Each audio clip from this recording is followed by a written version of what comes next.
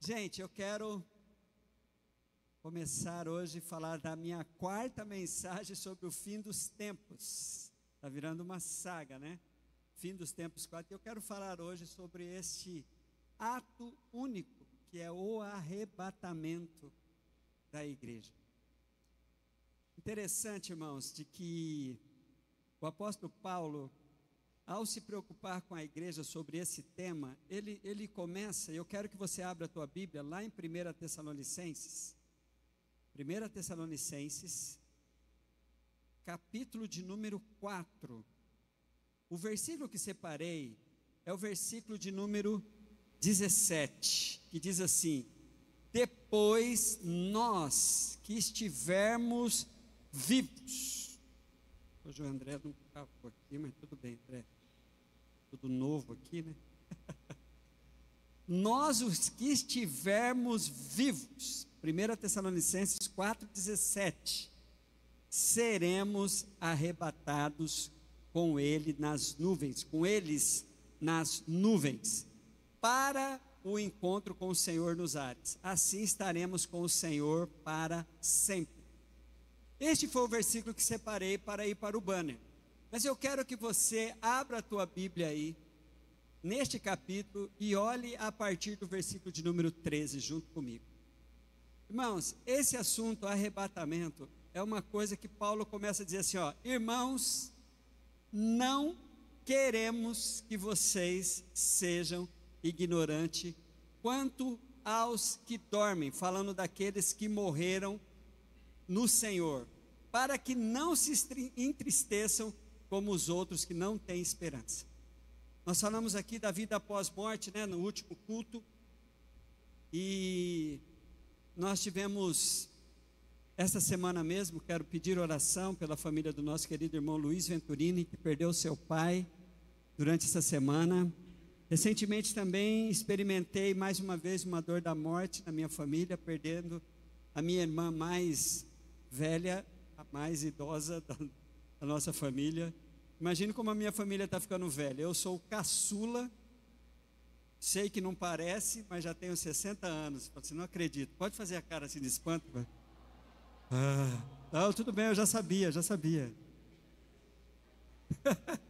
Gente, sei que não parece, né? Sei que não parece. Mas a gente experimentou a dor da morte, né? A dor da perda de um ente querido. Aí a Bíblia vem com uma intenção muito clara para nós falarmos de uma coisa única, de uma coisa que vai marcar de uma vez por todas, que ninguém terá dúvida que o fim dos tempos chegou, que é o arrebatamento. E é interessante, irmãos, que a gente lê para um texto como este, que eu quero acompanhar com a igreja, e com você, e com qualquer pessoa que esteja acompanhando-nos, sobre esse fato único na vida da igreja, que é o primeiro arrebatamento, porque a Bíblia vai falar de 2 arrebatamentos, eu vou falar só de um hoje, especificamente da preocupação de Paulo, de acalmar o coração daqueles que haviam perdidos entes queridos, mas anunciando também uma coisa, uma expectativa que ele tinha no coração. Primeira coisa que eu quero dizer para os irmãos, é que é um assunto que os crentes deveriam saber. O apóstolo Paulo fala assim: eu não quero que vocês sejam ignorantes. Mas é engraçado como este assunto, muita gente tem muitas perguntas para serem feitas, não é? E as respostas, elas estão relacionadas muito às teorias, chamadas teorias escatológicas a respeito do assunto, e quero enunciar 3 delas aqui. Irmãos, é interessante, o apóstolo Paulo continua então, versículo de número 14, olhe comigo a partir do capítulo 4, já li o versículo 13, agora o versículo 14. Se cremos que Jesus morreu e ressurgiu, cremos também que Deus trará mediante Jesus e com ele aqueles que neles dormiram. Dizemos a vocês, pela palavra do Senhor, que nós, o que estivermos vivos, o que ficarmos até a vinda do Senhor, certamente não precederemos os que dormem. Primeira coisa que eu quero que vocês saibam: a expectativa sobre a vinda do Senhor era algo marcante em todas as gerações dos cristãos. Toda geração entrando em contato com a palavra de Deus, eles sempre tiveram uma expectativa. Mas a história marcou, e quando você vai olhar assim, 3 momentos em que a expectativa da volta do Senhor ficou assim pululando na mente das pessoas. Primeiro, foi cerca de mais ou menos uns 40 anos depois que Jesus ressuscitou, a destruição de Jerusalém. Houve um alvoroço achando que com a destruição de Jerusalém, Jesus com certeza voltaria. Um outro grande momento que teve, assim marcante na história, foi o fim do primeiro milênio. Aquela geração de 999, ou melhor, de 1000 para 1001, tinha certeza que Jesus ia voltar. E recentemente, nós que somos uma geração privilegiadíssima, tivemos a expectativa de um cumprimento de uma profecia que para muitos estava escrita até na Bíblia, né? 1000 passarás, mas, ou melhor, 1000 chegarás, mas 2000 não passarás. As pessoas diziam que isso estava escrito na Bíblia. Então muita gente ficou, aí vem aí o book do milênio, tal, não sei o quê. Aí chegou o ano de, uma das profecias que eu ouvi foi relacionado às 2 dracmas que o bom samaritano deixou para pagar a conta do homem lá, que aquelas 2 dracmas, cada uma delas era um milênio. Fizeram contas, mas esses 3 momentos da história, e o mais recente agora é o nosso, de 2000 para 2001, porque o milênio virou de 2000 para 2001, né? Não de 99 para 2000.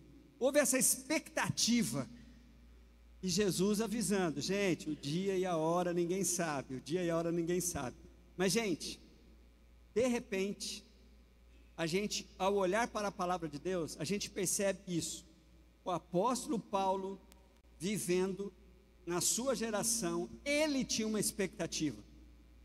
E Deus não lhe tirou essa expectativa do coração. Imagine um homem que tinha uma intimidade tão profunda com Deus, que ele tinha quando ele escreveu a carta aos Tessalonicenses, quando ele escreveu a carta aos Coríntios, ele demonstra como que era a expectativa do seu coração. Ele chegou assim: olha, sobre esse assunto eu quero dizer para vocês que vai acontecer assim. Então veja só, imagine, irmãos, se na primeira geração dos cristãos havia uma expectativa que Jesus estava por vir,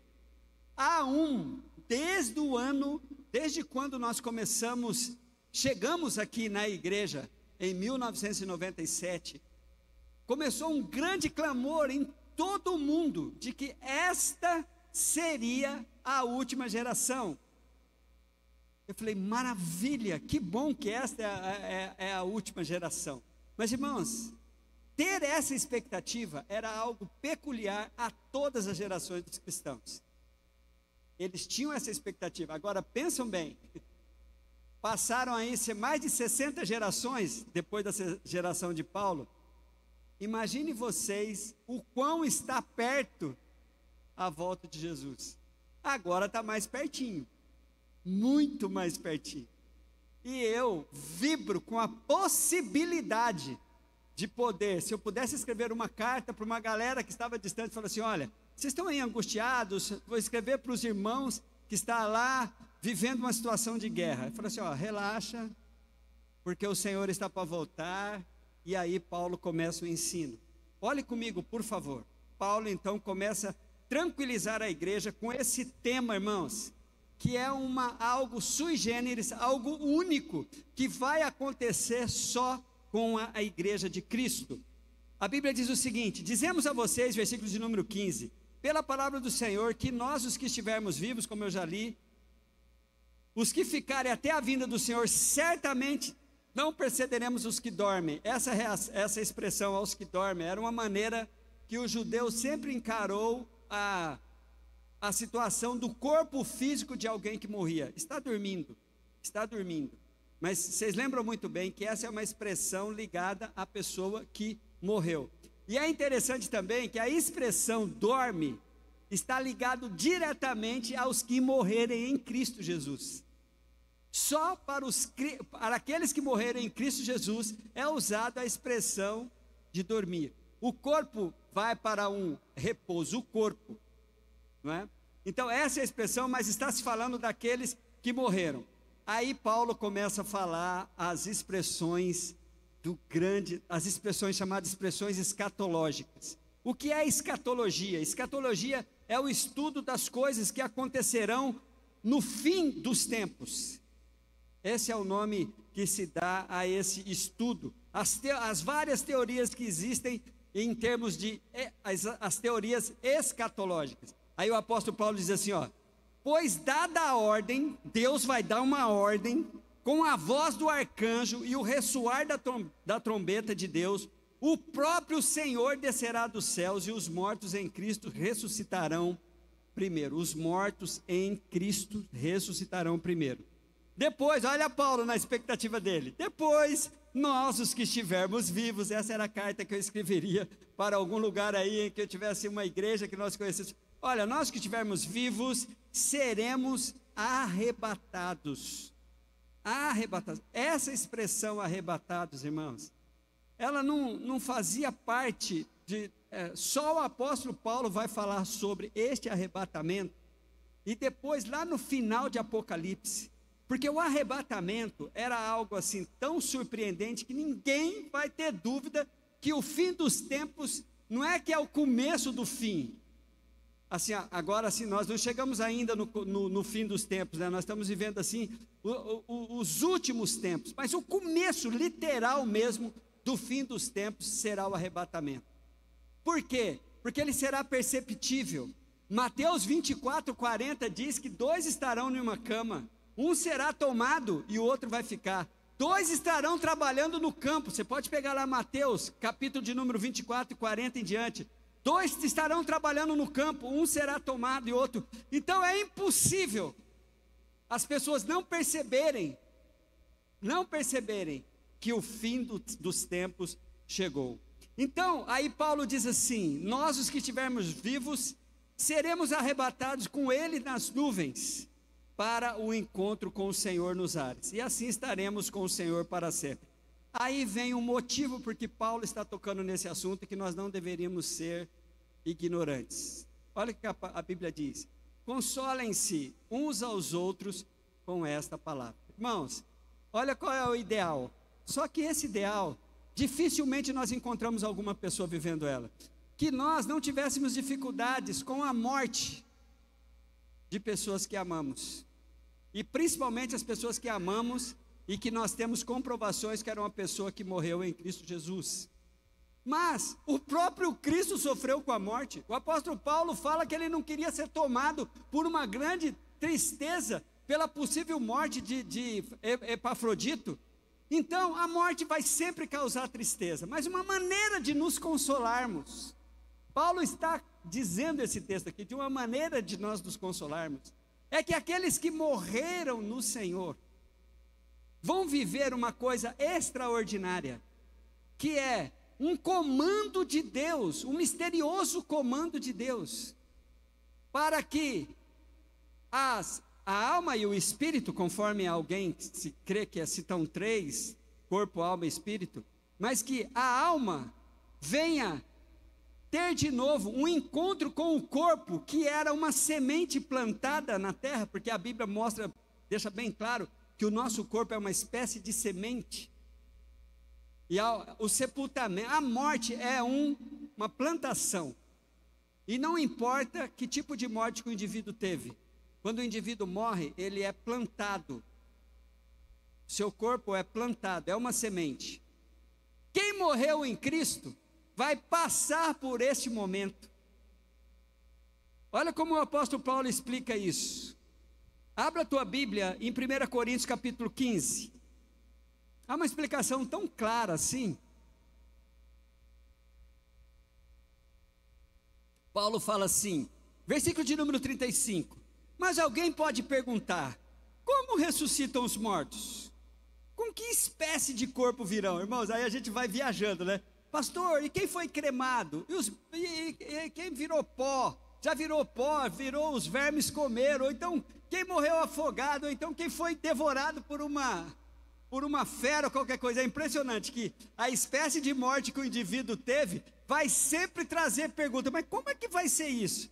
Aí o apóstolo Paulo fala assim, ó, insensato, o que você semeia não nasce a não ser que morra. Então fica bem claro que misteriosamente a ordem de Deus vai fazer com que a alma vai se encontrar com o corpo de novo, e aí é que vem a maravilha.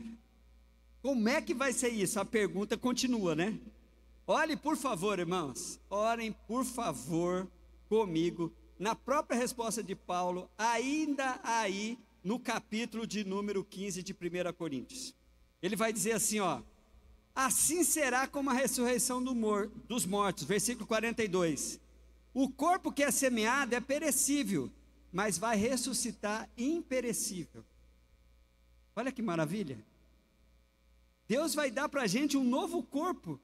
É semeado em desonra, ressuscita em glória. Versículo 43. Vamos receber um corpo glorioso. É semeado em fraqueza e ressuscita em poder. Vamos receber um corpo poderoso. Vamos não, quem morreu, porque nós vamos estar vivos, amém, irmãos? Eu quero saber de verdade mesmo. Eu quero saber se vocês estão prestando atenção. Quem aqui, sem medo de ser feliz, vai ficar feliz quando Jesus voltar? Levanta a mão, por favor. Vocês vão ficar, eu não vou ficar não. Tchau para vocês. Eu não vou ficar. Tchau, quem vai ficar, se virem. Dane-se.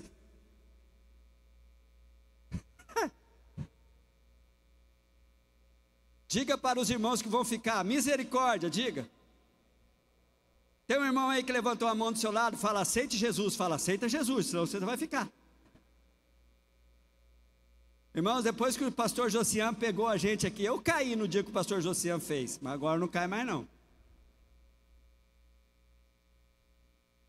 É por isso que eu não faço apelo de conversão, as pessoas ficam pensando que é pegadinha. Estava fazendo apelo, o crente do lado, levanta não, é uma piada, Eu falei, não, irmão, é sério. É hora que o apelo é sério. Irmãos, preste bem atenção. O que Paulo está dizendo, Paulo vai explicando, sabe? Paulo vai explicando para nós que o Senhor vai fazer um grande milagre. Não importa como o cara morreu, se ele foi cremado, se doou os órgãos para 10 pessoas, Deus vai recolher aonde tiver e vai trazer um corpo glorioso. Diga amém, igreja. É obra de Deus. Agora olha aqui para mim. Paulo está falando sobre arrebatamento. Discussões existe sobre esta questão do arrebatamento, que é um fato único, que vai acontecer apenas com aqueles que morreram em Cristo Jesus e que estão vivendo em Cristo Jesus.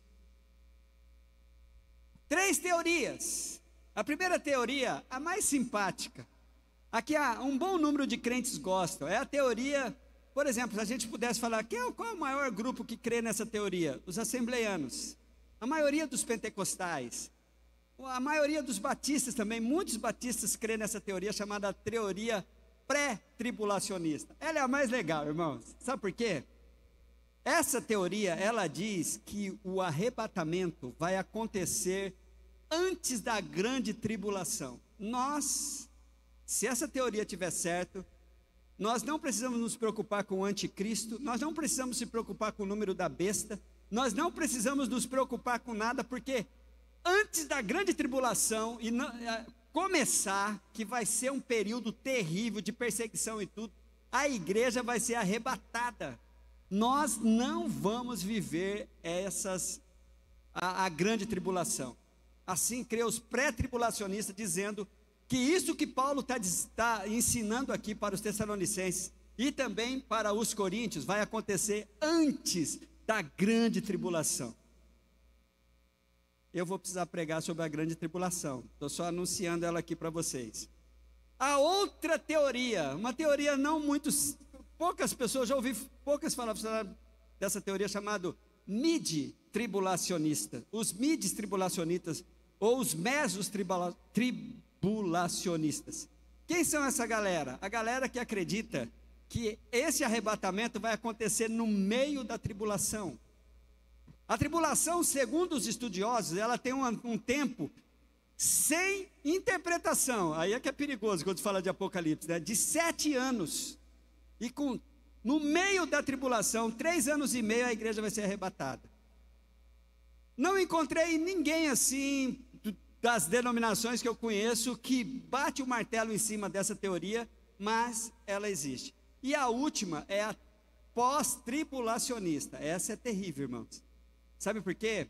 É a crença de que este arrebatamento vai acontecer só depois da tribulação, ou seja, a igreja vai passar pela tribulação. Quando eu estudava teologia, eu precisei fazer uma monografia sobre escatologia, que é esse estudo. Aí era para a gente nos posicionarmos e responder por que a gente se posicionava. Eu fiz uma coisa que a maioria dos estudantes de teologia faz, eu escolhi a mais fácil. Mas não porque eu era um expert nela, eu escolhi a pré-tribulacionista. Por quê? Porque tem a quarta. A quarta. Qual é a quarta? A sua posição. Irmãos, eu quero desafiar você a acreditar numa coisa que estava me incomodando em uns dias desses assim. Falei, Deus, tantas teorias. Irmãos, é tantas teorias quando você vai estudar teologia. São tantas teses. Eu falei assim, Deus, e como é que fica as pessoas que nem sabem que existe isso? Poucas pessoas vão se aprofundar um pouco. Irmãos, olha só o raciocínio de paz que eu tive. Fale para o povo, ler a Bíblia, orar, pedindo para que o que ela está lendo faça dela uma pessoa melhor hoje. Eu falei, Deus, isso é massa demais. Sabe por quê, irmãos? Você vai perguntar para mim, pastor, tem 3 pré-tribulacionista, mesotribulacionista, pró-tribulacionista, e o pós-tribulacionista é aquele que fala, não, a igreja vai passar pela tribulação, porque a igreja precisa ser trilhada, a igreja precisa ser testada. Deus nunca poupou ninguém na história, vai poupar nós agora?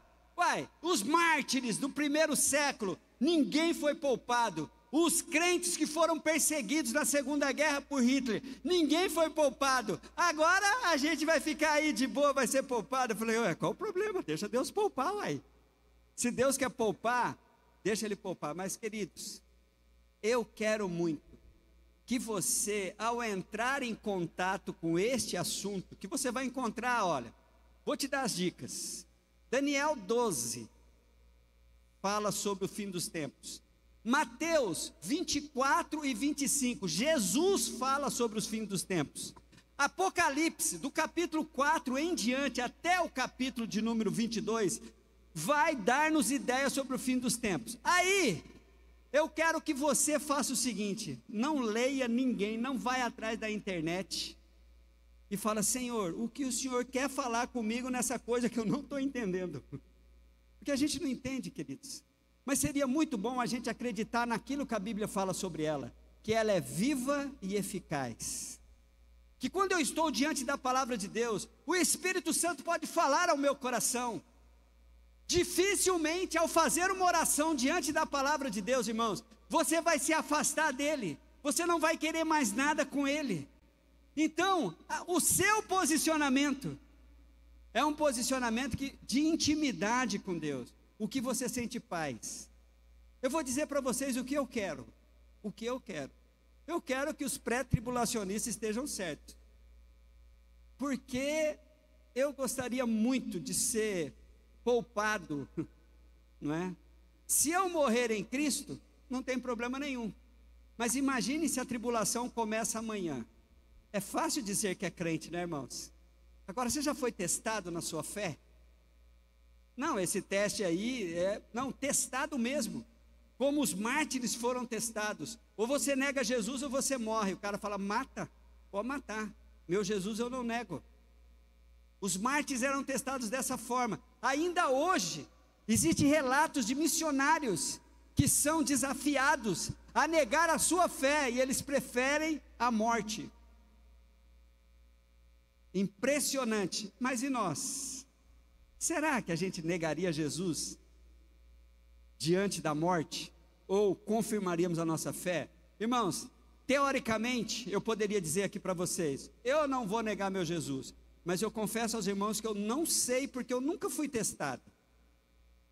Os testes que eu tive sobre a minha fé, eu não sei, nem gosto de contá-los, porque parece que eu quero me engrandecer com eles. Mas eu quero ver essa teste da morte, irmãos. Ou você nega Jesus, ou você morre. Você negaria Jesus ou você morreria? Por isso é que os pós-tribulacionistas dizem que o arrebatamento, que é uma coisa única, o arrebatamento, irmãos, é uma coisa que vai acontecer só com a igreja de Cristo. E o arrebatamento fala da primeira ressurreição. Essa primeira ressurreição ligada ao arrebatamento, só a igreja de Cristo vai vivenciar. Quem é a igreja de Cristo? Aqueles que já morreram em Cristo Jesus, ou aqueles que na época do arrebatamento estiverem vivos.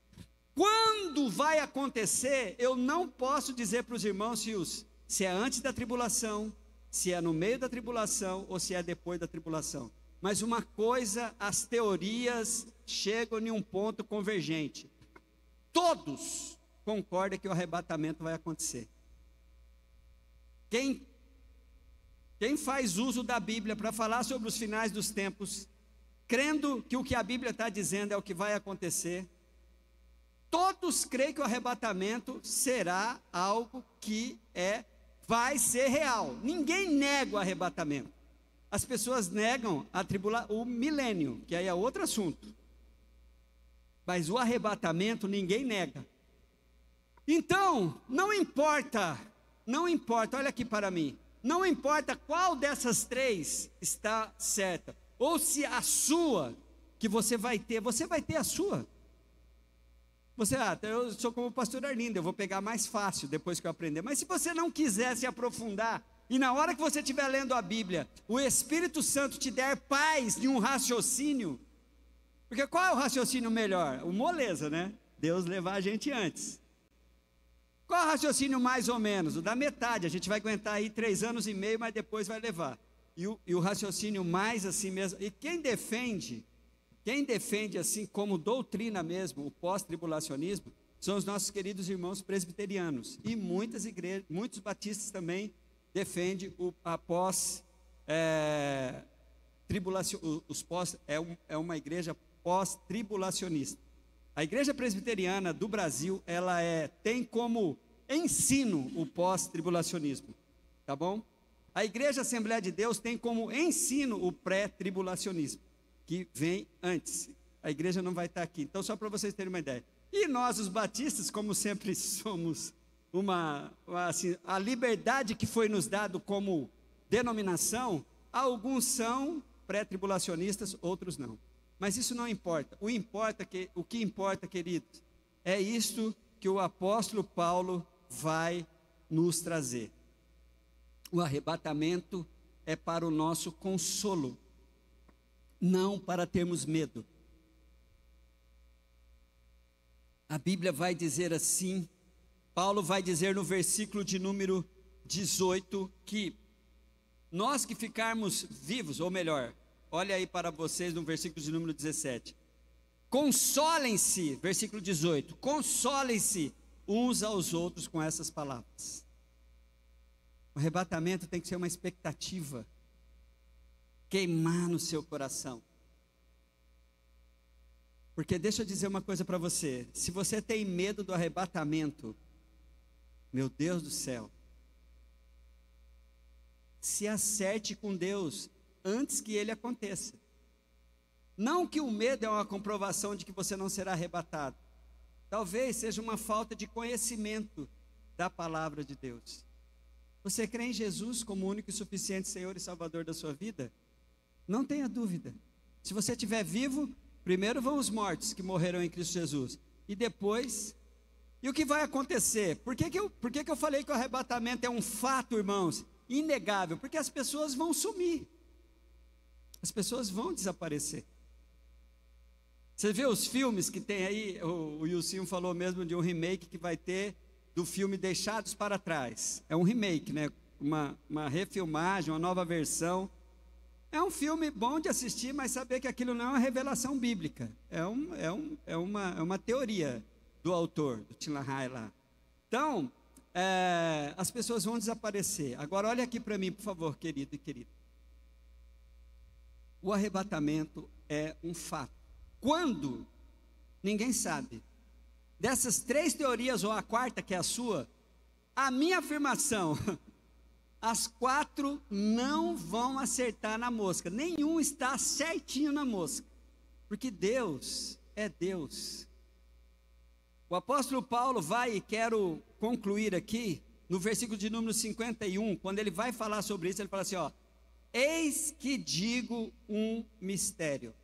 Nem todos morreremos, mas todos seremos transformados. E como isso vai acontecer? 1 Coríntios 15, 52. No momento, num abrir e fechar de olhos, ao som da última trombeta, pois a trombeta soará, os mortos ressuscitarão incorruptíveis e nós seremos transformados. Sabe o que a Bíblia está mandando dizer para nós? Não se preocupe se o pré está certo, se o mid está certo ou se o pós está certo. Se preocupe em estar preparado para esse dia. Esteja preparado para esse dia. E como se prepara para esse dia, irmãos? Ao ler a Bíblia, não dependa dessas mensagens. Ao entrar em contato com a palavra de Deus, faça essa oração: Senhor, que eu esteja lendo aqui, o que eu estou lendo, me capacite através do seu Santo Espírito, para eu ser uma pessoa melhor. Para eu ser uma pessoa melhor. Para mim mesmo, para a minha família e para as pessoas com quem eu convivo e para as pessoas com quem você vai trazer para o meu convívio. Qualquer passagem bíblica tem esse alvo, que você seja uma pessoa melhor. Amém?